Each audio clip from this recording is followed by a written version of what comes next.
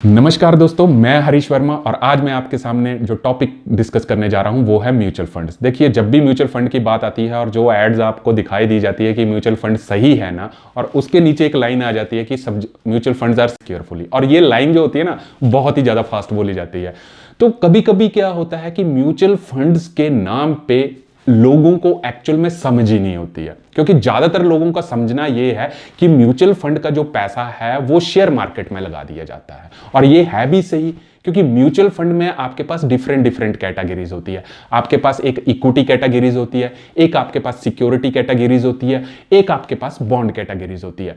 तो इन तीन कैटेगरीज में पैसा जो लगाया जाता है वो आपके रिस्क प्रोफाइल से लगाया जाता है। रिस्क का मतलब है कि देखिए, अगर आपकी शादी नहीं हुई है तो आपके पास लायबिलिटीज कम है। अगर आपकी शादी होगी हुई है तो आप म्यूचुअल फंड की किस स्कीम में लाए ताकि आपको एक गारंटेड जो है बेनिफिट मिल सके।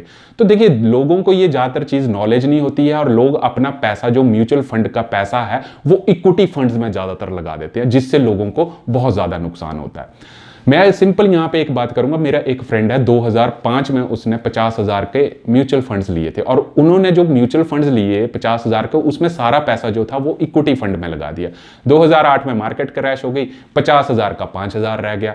अब वो बेचारा बड़ा परेशान हुआ कि देखो यार, मैंने म्यूचुअल फंड लिया कि मेरे को कंपाउंड इंटरेस्ट मिलेगा, यहां तो 50,000 का 5,000 रुपए रह गया, तो मेरा क्या फायदा हुआ। तो देखिए, म्यूचुअल फंड जो है वो सिंपली आपके पास जो है मार्केट के ऊपर ही आपके पास पैसा लगाया जाता है, और इसमें सिंपल एक ऑप्शन होती है कि आप जब मर्जी पैसा लगा सकते हैं और जब मर्जी पैसा निकाल सकते हैं। और हम लोग क्या करते हैं कि जब मार्केट बहुत ज्यादा चढ़ी होती है तब हम पैसा लगाते हैं, और जब मार्केट गिर रही होती है तब हम म्यूचुअल फंड से पैसा निकाल देते हैं। बल्कि इससे उल्टा होना चाहिए, जब मार्केट अगर आपकी गिर रही होती है तब आपको म्यूचुअल फंड में पैसा लगाना, और जब मार्केट चढ़ रही होती है तब आपको म्यूचुअल फंड से पैसा निकालना होता है। तो आइए जानेंगे कि म्यूचुअल फंड में आपके पास नुकसान कैसे होता है, म्यूचुअल फंड क्या है, और जो आपके पास कमीशन एजेंट आते हैं वो किस हिसाब से बेवकूफ बनाते हैं। और लास्ट में एक इंपॉर्टेंट बताऊंगा कि आजकल जो मार्केट में बहुत बड़ा स्कैम चला हुआ कि बैंक्स आपको किस हिसाब से आपके पास म्यूचुअल फंड बेच रहे हैं, इसके बारे में डिस्कस करेंगे। तो आइए जानते हैं कि म्यूचुअल फंड बेसिकली क्या होता है। तो म्यूचुअल फंड का मतलब है कि जब बहुत सारे लोग इकट्ठा होकर किसी एक कंपनी में पैसा लगा देते हैं, वो म्यूचुअल फंड कंपनी उसको मैनेज करती है, उसके फंड मैनेजर जो होते हैं उसको मैनेज करते हैं। वो आपका पैसा जो है वो डिफरेंट डिफरेंट कंपनीज में लगा अपने आप करते रहते हैं, आपको कोई ट्रैक करने की जरूरत नहीं है। तो अब क्या है कि आपके पास ये जो पैसा आपने लगाया, कंपनीज को दिया, फंड मैनेजर्स को दिया, तो ये फंड मैनेजर उसको कैसे मैनेज करते हैं और इसके ड्रॉबैक्स भी क्या हैं वो भी मैं आपके सामने आज इसके बारे में डिस्कस करूंगा। तो देखिए, म्यूचुअल फंड आपको एक ऑप्शन देता है। आपके पास मान लीजिए कि आपके पास 500 रुपया है और आप उसको म्यूचुअल फंड में इन्वेस्ट करना चाहते हैं। तो डायरेक्टली तो आप शेयर मार्केट में इन्वेस्ट नहीं कर सकते। मान लीजिए कि आपने 10,000 का कोई शेयर है, मारुति का शेयर है, एक्चुअल में 10,000 का नहीं है इस वक्त, अगर हम करंट प्राइस बात करें तो वो 8,000 का, बट मान लीजिए कि वो शेयर जो 10,000 रुपए का है, बट आपके पास 500 रुपए हैं। तो म्यूचुअल फंड कंपनीज बोलती है ठीक है, आप हमारे को 500 रुपए दे दीजिए, ठीक है। तो वैसे वैसे ही वो 20 लोगों से पैसा इकट्ठा करके 500 इकट्ठा करके उन्होंने 10,000 रुपए बनाया, और वो 20 लोगों का जो पैसा था अपने पास रखा, और वही पैसे से उन्होंने एक मारुति का स्टॉक खरीद लिया, जो कि मैंने आपको बोला सपोज करके 10,000 का स्टॉक है। अब मान लीजिए कि कल को मार्केट खुली, वो 10,000 रुपए का स्टॉक 10,200 रुपए हो गया, मतलब एक उस स्टॉक में 10,200 रुपए का फायदा हो गया। तो 200 रुपए का फायदा उन 20 लोगों को हुआ, तो हर आदमी को उसका जो है वो 10 रुपए जो हो गए वो डिस्ट्रीब्यूट कर दिए जाएंगे। मतलब 500 रुपए अगर आपने म्यूचुअल फंड कंपनीज को दिए थे तो वो आपको यूनिट दे देंगे, और जब यूनिट में आपको फायदा हो जाएगा 10 रुपए का, तो वो उस यूनिट को उस हिसाब से मतलब इंक्रीज कर देंगे कि उस यूनिट का 10% निकाल देंगे जो आपके पास उस स्टॉक में फायदा हुआ। और अगर मान लो 10,000 का 200 रुपए नुकसान हो गया आपके पास, तो वो 200 रुपए से मतलब जो आपने 500 रुपए लगाया था उसमें से 10 रुपए आप माइनस कर लीजिए, 490 रुपए सभी के अकाउंट में जाएंगे। अगर प्रॉफिट हुआ तो सभी को बैलेंस्ड करके दे दिया जाएगा, और नुकसान हुआ तो आपके पास बैलेंस्ड करके दे दिया जाएगा। तो देखिए, म्यूचुअल फंड में जो सबसे बड़ी प्रॉब्लम है ना, कौन से फंड में डाल रहे हैं, क्योंकि म्यूचुअल फंड में लोगों को सिर्फ यही बताया जाता है कि पैसा आपके पास स्टॉक मार्केट में लगाया जाता है, बल्कि सच ये है कि म्यूचुअल फंड में जो पैसा है वो शेयर मार्केट में नहीं लगता है। म्यूचुअल फंड से आप गोल्ड में भी निवेश कर सकते हैं, आप रियल एस्टेट में भी निवेश कर सकते हैं, और सबसे बड़ी बात जो है वो आप गवर्नमेंट सिक्योरिटीज और कॉर्पोरेट बॉन्ड्स में भी आप पैसा लगा सकते हैं। बट ये चीजें आपको बताई ही नहीं जाती हैं। वो तो आपको ये दिखाएंगे कि देखिए सर, आपने 10 साल में 10 लाख रुपए लगाया और आपको 10 साल में वो 46 लाख हो गया, 50 लाख हो गया, क्योंकि आपका पैसा जो है वो सारे का सारा जो म्यूचुअल फंड कंपनीज है वो इक्विटी में लगा दे रही हैं। और आपको ये तो पता नहीं है ना कि कल को मार्केट क्रैश हो गई तो आपने जो पैसा लगाया वो तो इक्विटी के फॉर्मेट में लगाया, और आपका अगर सारा पैसा मार्केट क्रैश होगी तो म्यूचुअल फंड में भी नुकसान हो जाएगा। तो मैं आपको यहां पे एक चीज समझाऊंगा कि जब भी म्यूचुअल फंड में इन्वेस्ट करें, आप अपनी एज के अकॉर्डिंग इन्वेस्ट करें। मान लीजिए कि अगर आप अभी यंग हो, आपकी शादी नहीं हुई है, आपके ऊपर लायबिलिटीज कम है, तो आप वो रिस्क ले सकते हो। मान लीजिए 22 साल में अगर आपने कोई म्यूचुअल फंड पे पैसा लगाया तो आप उस पे 100% जो है आप इक्विटी में लगा सकते हैं। बट जिनकी शादी हो गई है, जिनके ऊपर लायबिलिटीज हैं और वो म्यूचुअल फंड पे पैसा लगाना चाहते हैं, तो उनके लिए मैं यही सजेस्ट करूंगा कि आप सारे का सारा जो म्यूचुअल फंड का जो पैसा है वो सारा इक्विटी में ना लगा के कुछ गवर्नमेंट सिक्योरिटीज में लगाइए, कुछ गवर्नमेंट बॉन्ड्स में लगाइए, क्योंकि मार्केट में बहुत ज्यादा ऐसी स्कीमें हैं जो कि आपको ये ऑफर करती हैं कि आपका जो पैसा है वो गवर्नमेंट सिक्योरिटीज में भी जाएगा और गवर्नमेंट बॉन्ड्स में भी जाएगा। अब गवर्नमेंट सिक्योरिटीज और बॉन्ड्स क्या है? देखिए सिंपल सी बात है, सिक्योरिटीज का मतलब है कि सरकार को जब भी पैसे की जरूरत पड़ती है वो अपनी सिक्योरिटीज जो है लोगों को बेच देती है और उसके बदले आपको एक इंटरेस्ट अमाउंट दे दिया जाता है। अब सिंपल सा बोलने का मतलब है कि गवर्नमेंट को मान लीजिए पैसे की जरूरत है और उन्होंने आपसे पैसा लेना है in the format of government security, तो गवर्नमेंट आपको एक सिक्योरिटी बेच देगी और आपसे पैसा ले लेगी, और बाद में क्या करेगी गवर्नमेंट, वो सिक्योरिटी वापस ले लेगी और आपको एक इंटरेस्ट अमाउंट उसके ऊपर पे कर देगी। और ये बिल्कुल सिक्योर्ड प्लान है, क्योंकि इसमें आपके पास स्टॉक मार्केट का कोई रोल नहीं होता है। वैसे ही आपके पास कॉर्पोरेट बॉन्ड्स होते हैं। कॉर्पोरेट बॉन्ड्स में ये होता है कि आपको 5 साल में आपके पास पर्टिकुलर इंटरेस्ट, आपको मतलब कंपनीज जो होती हैं, जब जो भी लोग कॉर्पोरेट बॉन्ड्स खरीदते हैं उसको पर्टिकुलर इंटरेस्ट अमाउंट दे दिया जाता है। सिंपल सी बात है कि जैसे आपने होम लोन लिया, कार लोन लिया, तो क्या करती है सर, बैंक क्या करते हैं, आपसे एक पर्टिकुलर इंटरेस्ट लेते हैं। वैसे ही गवर्नमेंट सिक्योरिटीज और गवर्नमेंट बॉन्ड्स है कि अगर आपने वो सिक्योरिटीज और बॉन्ड लिए हैं तो सरकार आपको इंटरेस्ट पे करेगी। बट ज्यादातर लोगों को यही पता नहीं होता है कि हमने किस हिसाब से करना है।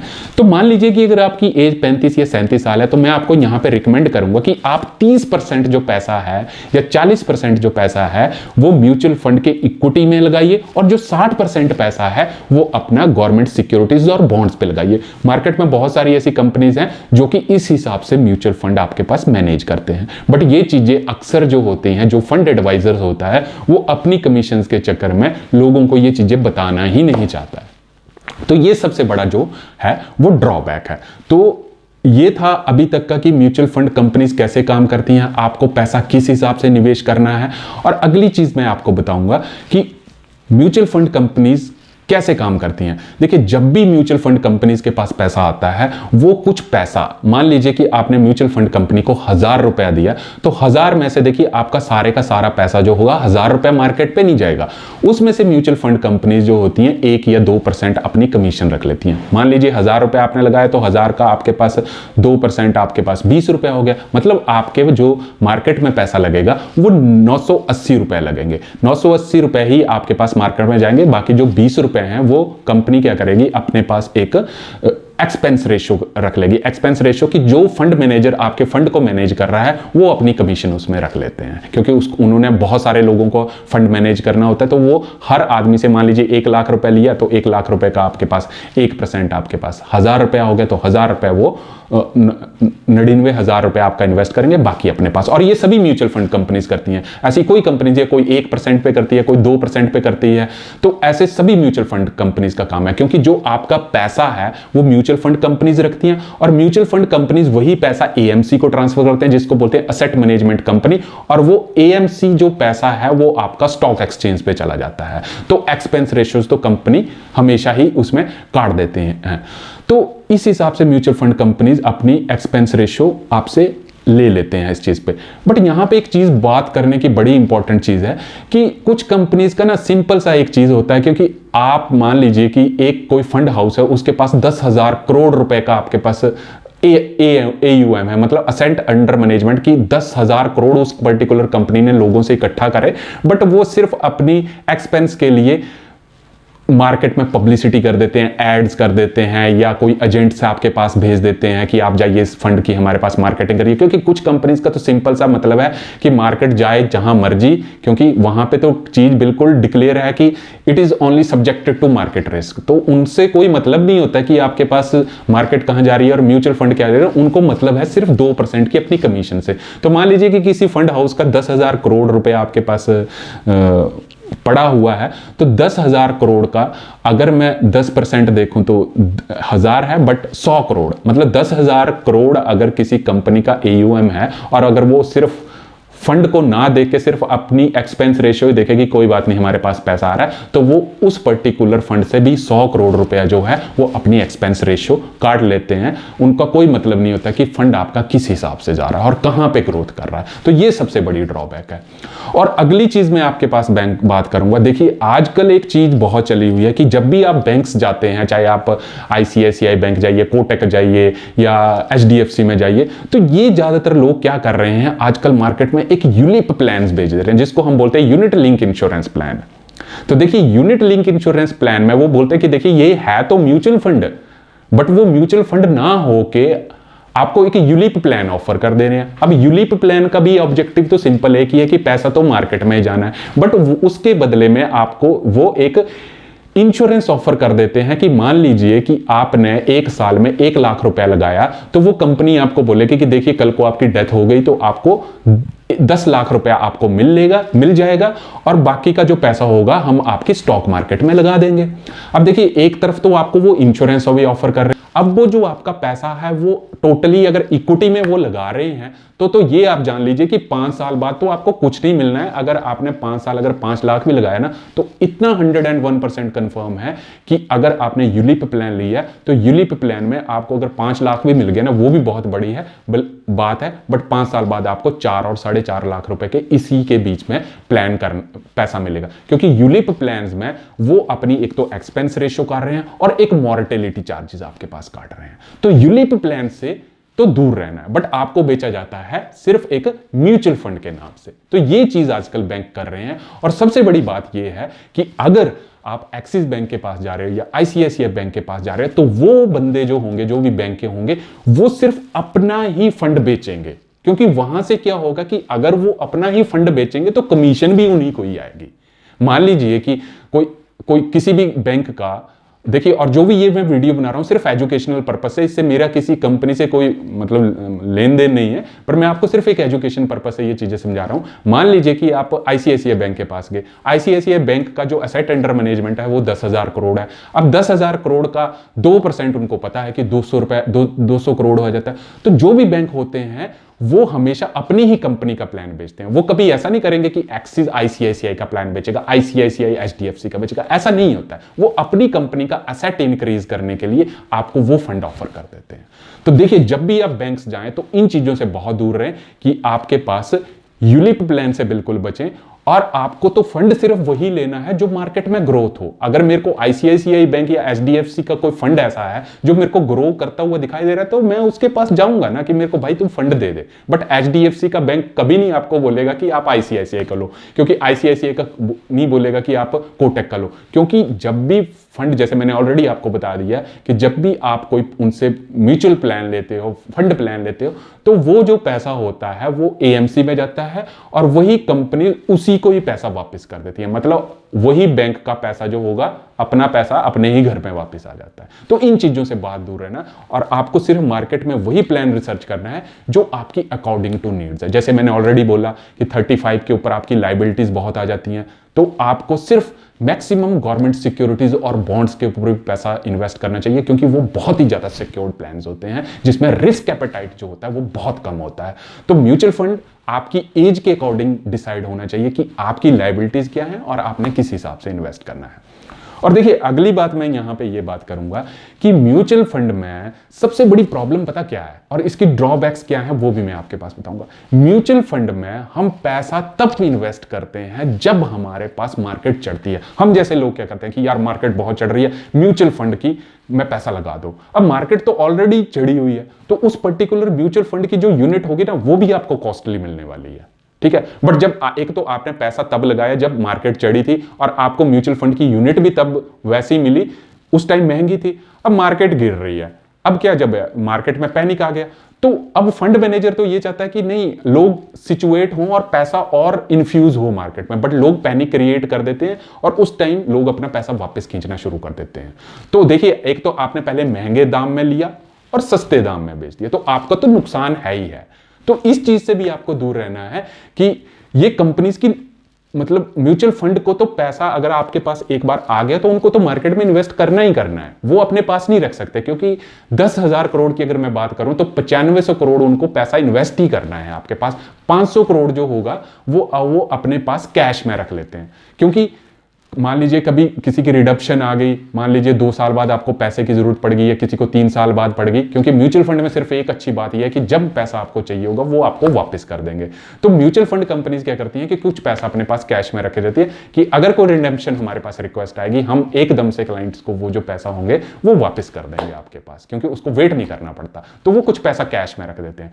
तो हमेशा इस चीज से दूर रहना है कि जब मार्केट चढ़ रही होती है तो आपको वो पर्टिकुलर जो म्यूचुअल फंड का प्लान है उसकी यूनिट्स ऑलरेडी महंगी मिल रही होती हैं, तो और जब मार्केट में पैनिक आता है तो यूनिट्स आपको लोग पैनिक कर लेते हैं और पैसा लेते हैं, तो मतलब आपका नुकसान दोनों बराबर है। और अगर कहीं आपने पैसा 1 साल के अंदर अंदर म्यूचुअल फंड कंपनी से लगा लिया तो म्यूचुअल फंड कंपनी 1% आपके पास और चार्ज करती है। 1% आपने 1 या 2% पहले आपने एक्सपेंस रेशियो दी, 1% आपने विड्रॉल चार्जेस दे दिए और उसके बाद तो फिर आप ऑलरेडी नुकसान में हैं। तो एक बात मैं आपको यहां पर बहुत ही ज्यादा फोकस करूंगा कि म्यूचुअल फंड में जब भी आप कोई पैसा लगाएं तो आप सारे का सारा पैसा अकॉर्डिंग टू योर रिस्क, आपकी एज क्या है उस हिसाब से लगाएं। जैसे मैंने ऑलरेडी आपको ये चीजें डिफाइन कर दी हैं कि म्यूचुअल फंड का पैसा है कि आप अपना रिस्क एपेटाइट देखिए कि मेरा पैसा कल को कहीं खत्म ना हो जाए, कि मैं अगर 10 लाख भी लगा दिया तो 11वें साल कहीं मार्केट पे सारा के सारा पैसा आपने इक्विटी में लगा दिया तो आपका पैसा खत्म, तो आपकी सारी फाइनेंशियल गोल खत्म।